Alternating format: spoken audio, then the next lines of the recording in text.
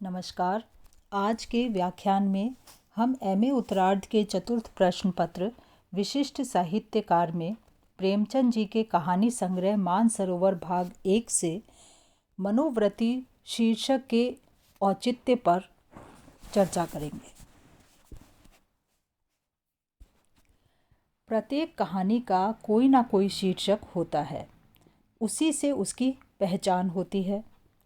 शीर्षक कहानी की विषय वस्तु, उसके उद्देश्य, उसके किसी पात्र विशेष या घटना विशेष को ध्यान में रखकर लिखा जाता है या रखा जाता है।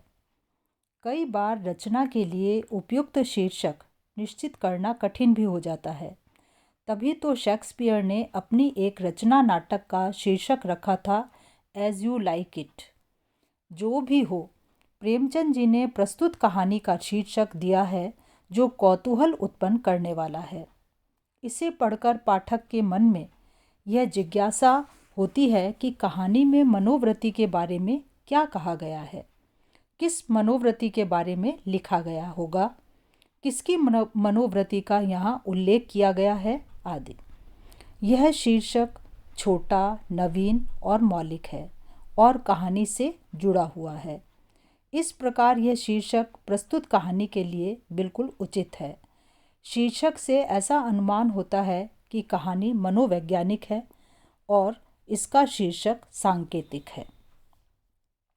इस कहानी में एक पार्क में बेंच पर गहरी नींद में सोई पाई गई युवती को देखकर कई आयु वर्ग के व्यक्तियों, नारियों के मन में आने वाले विचारों, मनोवृत्तियों का वर्णन किया गया है। उस युवती को बसंत और हाशिम, दो युवक देखकर अपनी मनोवृत्ति व्यक्त करते हैं। दो वृद्ध पुरुष देखकर अपनी बात कहते हैं। उन दोनों वृद्ध व्यक्तियों में से एक डॉक्टर है और दूसरा वकील। इसके अतिरिक्त दो महिलाएं भी उसे देखकर अपनी अपनी बात कहती हैं। उन महिलाओं में एक महिला वृद्ध है और दूसरी नवयौवना।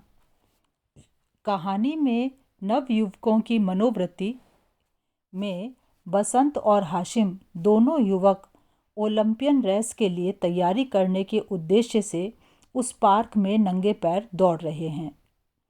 बेंच पर उस युवती को सोती हुई देखकर उनमें से एक ने कहा कि यह वेश्या है। दूसरे ने कहा कि इतनी बेशर्मी तो वेश्या में भी नहीं दिखाई देती। एक ने कहा कि वेश्या के साथ बेशर्मी तो जुड़ी हुई है ही। दूसरे ने कहा कि रूप छवि दिखाने का भी यह तरीका अच्छा नहीं है, आर्ट तो छिपाव में ही है। उन दोनों में कई तरह की बातें हो रही हैं। उन्होंने कहा कि मांग में सिंदूर से यह वेश्या प्रतीत नहीं होती। किसी ने कहा कि सिंदूर भी वे अवसर पड़ने पर लगा लेती हैं। उनका यह भी अनुमान है कि रात में काम क्रीड़ाएं हुई होंगी, थकान के कारण अब यह दिन में यहाँ सो गई है। उनमें से एक का विचार है कि वह कुलवधू भी हो सकती है जो घर से रूठने के कारण यहाँ आ गई हो।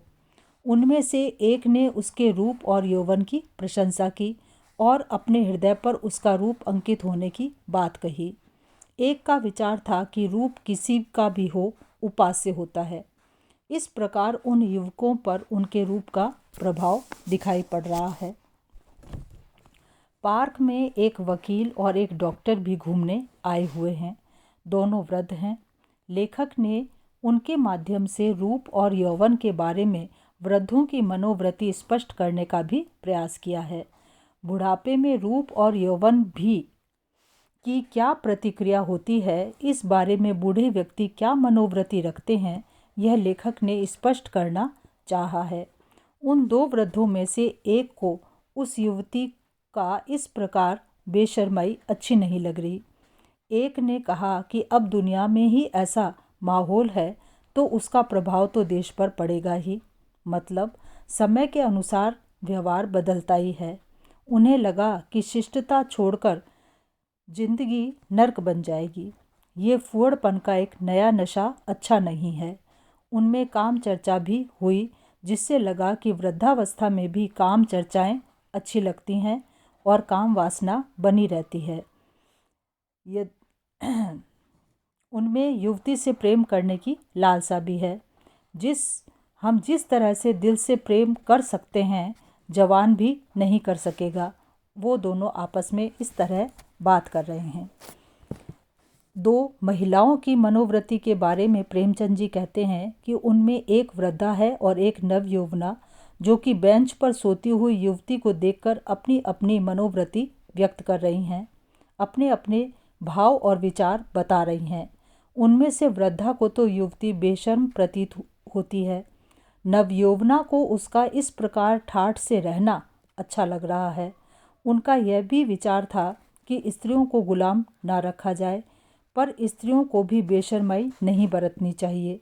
सिगरेट पीने और कम कपड़े पहनकर इधर उधर घूमना भी अच्छी बात नहीं है। इस प्रकार इस कहानी से यह व्यक्त होता है कि काम वासना युवकों और वृद्धों में भी होती है। रूप सौंदर्य सभी को अच्छा लगता है। नारी स्वतंत्रता तो अच्छी है, पर स्त्री आज़ादी के नाम पर बेशर्माई दिखाए तो यह उसकी गरिमा को नहीं बढ़ाएगी। समय के अनुसार सब कुछ परिवर्तन स्वाभाविक हैं, अपरिहार्य हैं, किंतु परिवर्तन इस रूप में अपनाया जाए कि मर्यादा का उल्लंघन ना हो। इस प्रकार इस कहानी में विभिन्न आयु वर्ग के स्त्री पुरुषों की मनोवृत्ति का यहाँ बहुत सुंदर वर्णन प्रेमचंद जी ने किया है। धन्यवाद।